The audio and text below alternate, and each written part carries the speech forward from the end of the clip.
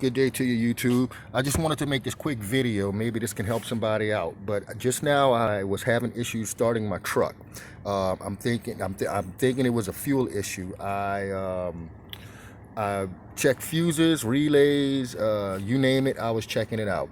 I was stuck maybe for about 2 hours. Finally, I went over here by my fuel rack. And by the way, this is a 2002 Ford F-150 King Ranch.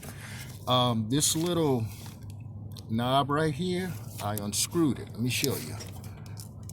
And this is for the pressure release for the fuel. And all I was merely trying to do was just test it to see if I had pressure.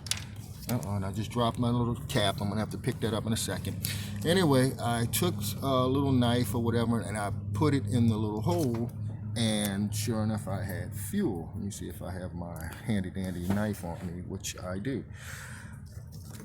I pressed this with my knife right there, and a little fuel did come out. Let me do it again.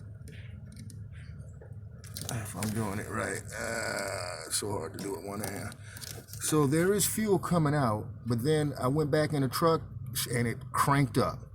So I just wanted to make a quick little video just to, maybe it's the fuel ventilation, I'm not too sure, but I just want, maybe this can help someone out.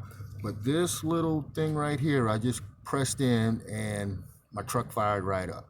Once again, it's a 2002, it's a 5.4 liter engine, and there was crank but no start.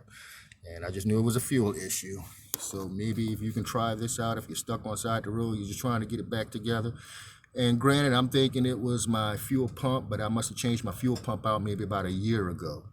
So hopefully this can help somebody out. Thank you for watching. Have a great day.